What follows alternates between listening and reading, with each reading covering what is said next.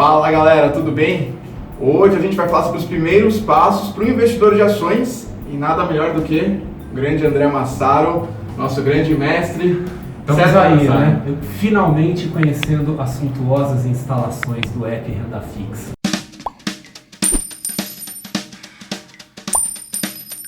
Massaro, obrigado. Tá sensacional a sua presença aqui.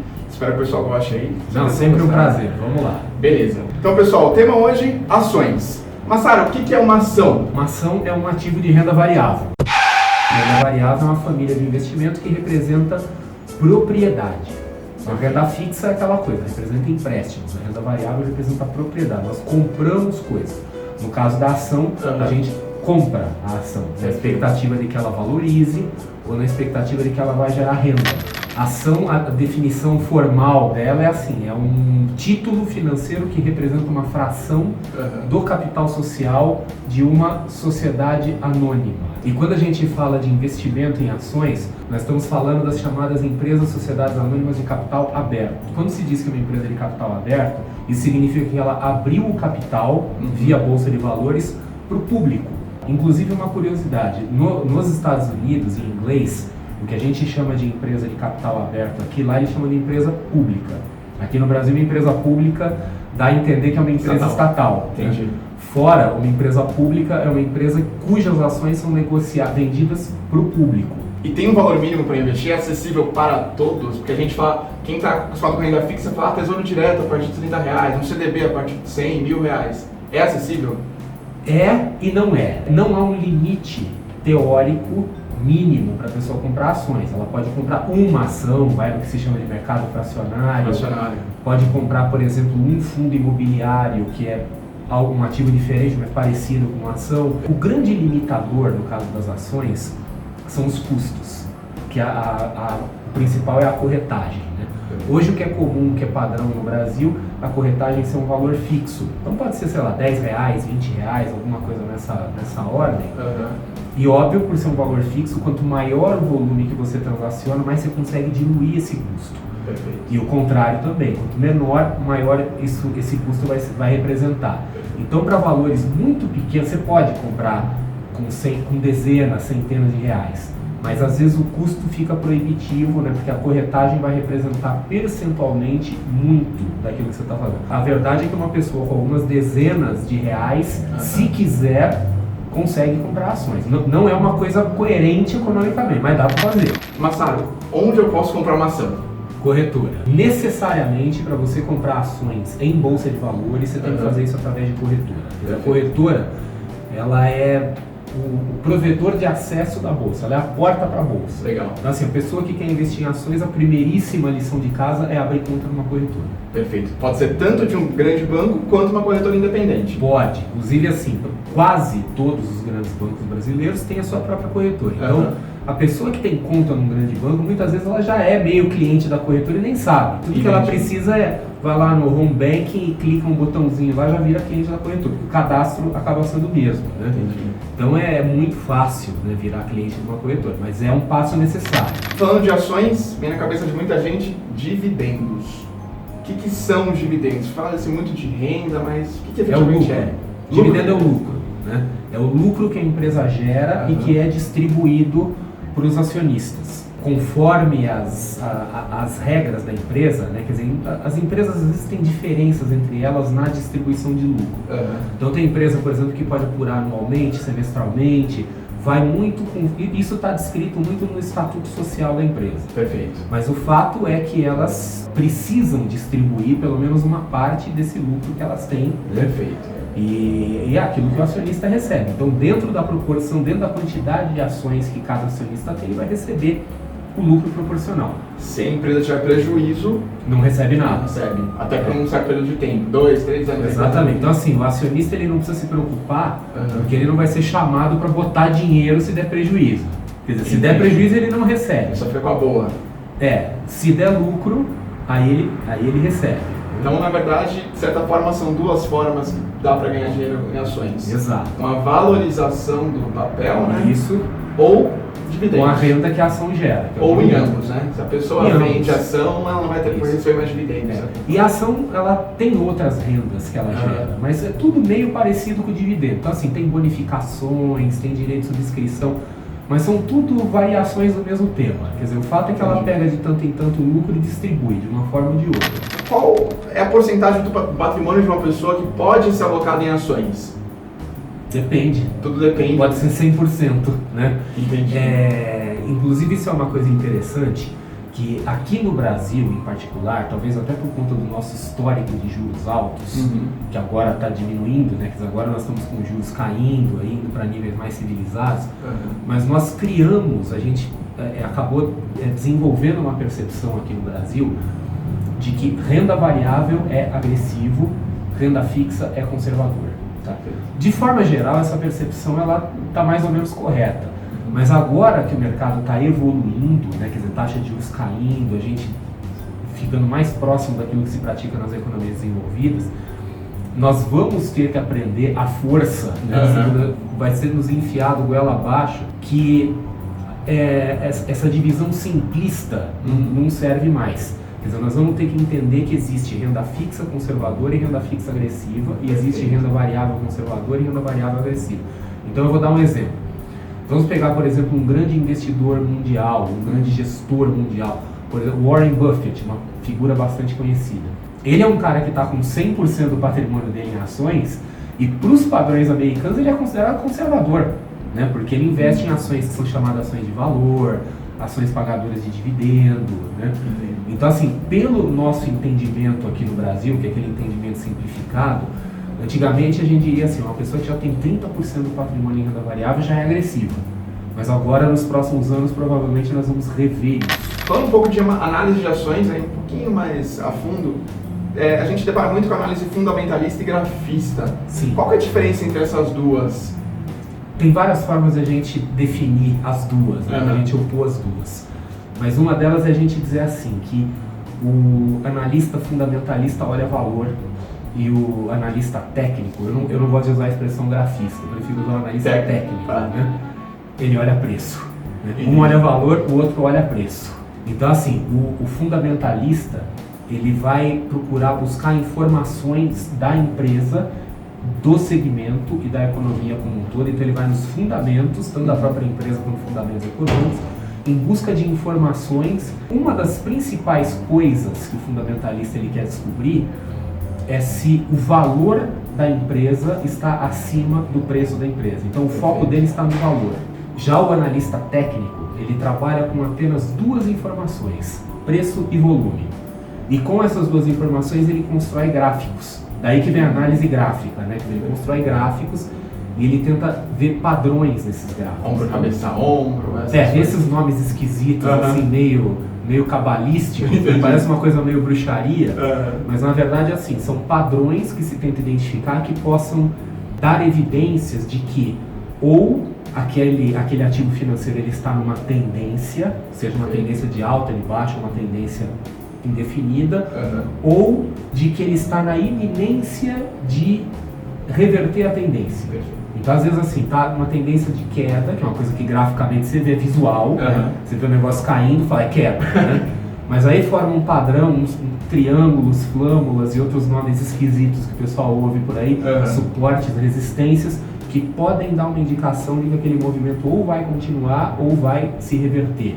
Legal. E aí a pessoa, né, o analista, ou o trader, o investidor, ele tenta pegar aquele movimento o máximo possível para surfar nele. Tem um tempo certo para a pessoa investir em ações? Não. Não existe. Ela pode pensar não no existe. prazo. Pode ser a vida inteira, quer dizer, pode ser a pessoa que compra para nunca vender. Né?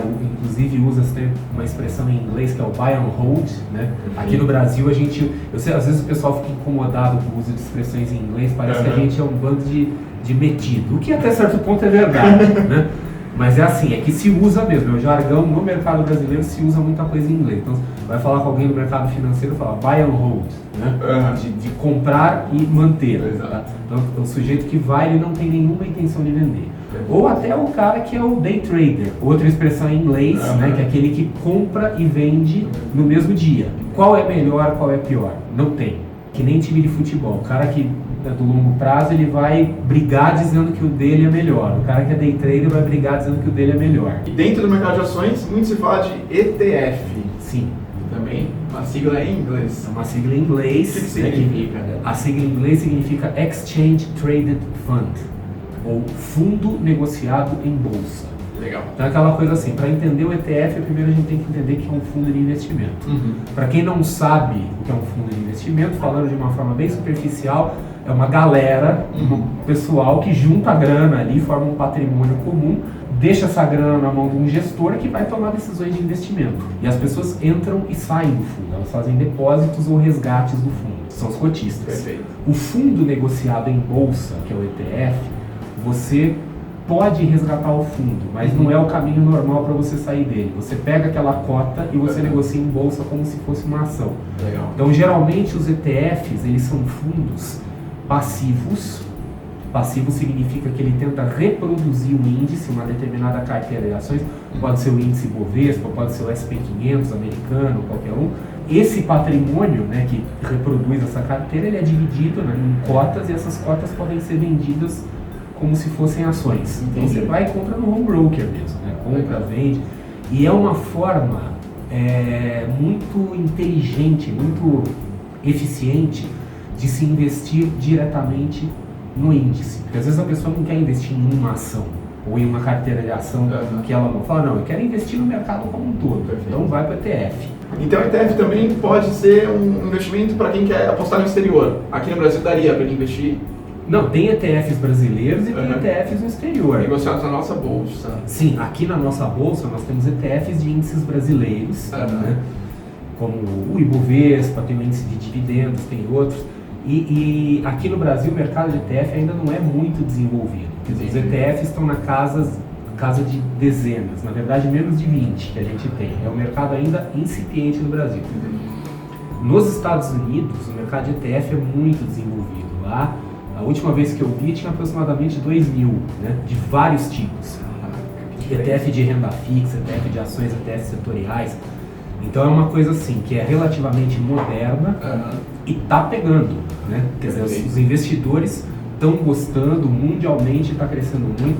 Então esse é um mercado que ele tende, daqui para frente, a só crescer. Muito se fala hoje dos fundos imobiliários. Sim. Que também são negociados em bolsa. Como que funciona? Guardadas as devidas proporções, o fundo imobiliário é também um ETF. ETF significa fundo negociado em bolsa. E o fundo imobiliário é negociado em bolsa. Entendi. A gente não fala, né? Quer dizer, no jargão do mercado, quando você fala ETF é uma coisa, fundo imobiliário é outra. Mas no fundo, se você for bem rigoroso, você vai chegar à conclusão de que os dois são a mesma coisa, né? Que os dois são fundos negociados em bolsa. Então, o fundo imobiliário, de novo a definição de fundo, é uma galera que junta a grana, né? Entrega a grana na mão do gestor. Então, todo mundo sabe o que é um fundo. E todo mundo sabe o que é imóvel, né? Perfeito. Então, assim, você fala fundo imobiliário, por dedução, você já imagina que é uma galera, né, que junta a grana para investir em imóveis, né? Então, pode comprar um prédio para receber aluguel, um shopping, ou mais que um, né? Então, o fundo imobiliário ele é uma forma das pessoas investirem em imóveis junto com outras pessoas, o que permite que elas entrem com menos dinheiro. A opção ao fundo imobiliário é você fazer um investimento em imóvel comprando diretamente o imóvel. Só que assim, hoje é proibitivo para a maioria das pessoas. Qualquer grande cidade brasileira, um apartamento, um conjunto comercial, qualquer coisa, está na faixa aí de centenas de milhares de reais, às vezes milhões. Então, para um pequeno investidor que quer diversificar a carteira, isso é inviável. Agora, com o fundo imobiliário, é viável. É um tipo de investimento muito eficiente, muito interessante e que permite ao pequeno investidor se expor a uma categoria de risco diferente, que é o risco imóveis. Ainda em fundos de investimento, ainda tem também quem gosta de ações, os fundos de ações. Sim, que seriam os fundos mútuos, né? Aqueles fundos comuns que tem bancos, que tem corretoras, que a pessoa entra no fundo, quer dizer, ela adquire cotas do fundo e quando ela sai do fundo ela vai resgatar essas cotas. Esperando que a cota se valorize. Exatamente. É uma forma de investir em ações. Então nós temos fundos de ações que são passivos, né? Que replicam índices, ativos que tentam ter um desempenho superior ao índice. Os fundos passivos eles estão sofrendo uma competição forte aí dos ETFs, que a gente já falou, né? Até porque os ETFs têm a mesma função, né? É a mesma função e o ETF, na maioria das vezes, tem custos menores, inclusive. Né?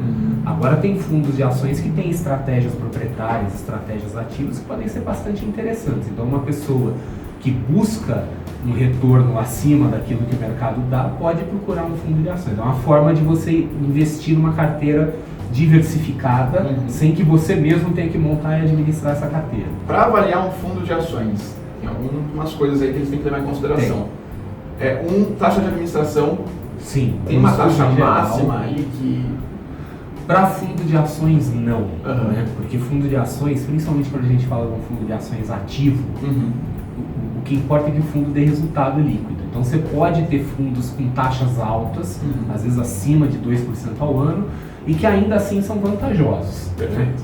Porque o fundo retorna investimento significativamente acima do mercado. O custo do fundo, a taxa de administração, a taxa de performance, é um fator, não há dúvida disso. Tá? É um fator importante. Mas tem outros. Né? Então ver, por exemplo, a qualidade do gestor, ver a estratégia do fundo, se ela é adequada para a pessoa. Perfeito. E tem aquela velha regrinha que diz assim, que a gente, né, a rentabilidade passada não representa a rentabilidade futura. Mas no fundo, infelizmente, a gente tem que ver o passado. Assim. Mas não basta só ver a rentabilidade. Mais importante do que ver a rentabilidade é ver o que se chama no jargão a curva de capital. Quer dizer, como que aquele patrimônio evoluiu ao longo do tempo. Porque às vezes não adianta você ter um fundo, por exemplo, que dá grandes saltos e aí fica longos períodos sem ganhar nada ou tendo prejuízo. O ideal é que um fundo, e isso vale para qualquer fundo, não só um fundo de ações, ele tem uma evolução o mais regular possível. Isso mostra que tem uma gestão consistente. Alguns fundos de ações usam a estratégia da alavancagem. São mais os fundos multimercado. Que usam essa estratégia. Perfeito. Fundos multimercado, você tem... Porque fundo multimercado é uma categoria mais flexível dos fundos. É uma mistura de renda fixa com de ações? Falando de uma forma muito grosseira, a gente pode dizer assim, que aquilo que não se enquadra nos fundos de renda fixa, nem no renda variável, o que não se enquadra em nenhum outro lugar vai virar fundo multimercado. Perfeito. É a categoria mais flexível. Entendi. E dentre os fundos multimercado, tem fundos multimercado com alavancagem, tá? Que podem usar instrumentos derivativos, né, como opções, contratos de swap, futuros, para operarem, né, para negociarem um patrimônio maior do que aquele que eles realmente têm. Isso tem um certo risco, mas também um retorno pode ser superior. O retorno tende a ser alto, mas o risco igualmente alto. Inclusive, assim, fundos com alavancagem, às vezes as pessoas têm medo dos investimentos, falam, mas eu posso quebrar, vou ficar endividado, né? É um dos poucos investimentos que a pessoa tem o risco de perder mais dinheiro que ela colocou, são fundos multimercado alavancados. Legal, bacana. Massaro, dica de mestre. Quem quer começar a investir em ações, quem está em renda fixa, tem alguma dica que você dê para ela seguir? Tem. Então, assim, primeira coisa, começa com pouco, tá? Tem ferramentas para a pessoa ir ganhando familiaridade, tem os famosos simuladores. Eu sei que parece brincadeira, parece videogame, mas não é interessante para a preparação das pessoas. E do universo das ações, tem determinados ativos que a gente pode classificar como renda fixa mais conservadora, que inclusive a gente falou ao longo da nossa conversa, como fundos imobiliários, como ETFs, como ações pagadoras de dividendo, que são uma boa porta de entrada para a renda variável. Então, assim, para aquela pessoa que não tem nenhuma familiaridade com renda variável, fala, eu queria pegar um negócio para começar a ver como é, com pouco dinheiro, quer dizer, tenta ver por essa ordem, um fundo imobiliário, um ETF ou uma ação de dividendo, começar devagarinho. Né? O mercado de renda variável tem uma característica que é muito interessante, que é assim, todo dia tem coisa. Né? Quer dizer, não tem aquela coisa assim, mas o mercado última oportunidade. Todo dia em algum lugar do mundo tem alguma coisa subindo, alguma coisa descendo. Né? Não, mesmo no Brasil, quer dizer, sempre tem ações que estão subindo, ações que estão caindo. Então, assim, o mercado de renda variável não é uma liquidação, assim, do tipo só até esse domingo. Né? Sempre vai ter. Nunca vai ter aquele... Aí a hora de entrar nesse papel não tem existe. hora. A hora é toda hora. Perfeito. Então, assim, não há nenhuma necessidade da pessoa ter pressa. Aquela coisa, nossa, eu tenho que pegar todo o meu dinheiro na renda fixa e correr para a renda variável. Não é assim. Legal. Quer dizer, dá para fazer aos poucos, dá para fazer gradualmente, o mercado sobe, aí cai de novo, aí tem mais um ciclo. Né? Então, assim, sempre a gente brinca, né, no mercado financeiro, quer dizer, na renda variável, sempre todo dia é dia de jogo. Até porque a pessoa que pensa no longo prazo, entrar todo dia para ver se a carteira está valorizando, desvalorizando, pode dar uma dor de barriga. Vai pro hospício, né? Fica Quer louco. dizer, não, é louco. Quer dizer, não faz muito sentido, quer dizer, o investimento não deve virar uma fonte de angústia. Quer dizer, se você começa a se angustiar com o seu investimento é porque provavelmente você está investindo errado, tá? Então, não fica muito olhando ruídos do mercado. Perfeito. A não ser que a pessoa seja um trader, um day trader, que aí está sim trabalhando em cima daquele ruído. Mas um investidor comum não deve ficar acompanhando o mercado porque não faz bem. Perfeito. Não leva a lugar algum. Massaro, é isso. Muito Não, obrigado. estamos aí, né? Mais uma vez é uma honra estar aqui com vocês, principalmente Obrigado. na casa de vocês, né? Agora, nossa Lembrando, casa. eu estou aqui, estou na sede dos caras. O Francis está ali, ó. Olha o chefe olhando feio pra Tá ali, gente. ó. Massaro, obrigado novamente. Pessoal, espero que vocês tenham gostado. É isso aí. Até a próxima, Massaro. Gente, valeu. Até semana que vem.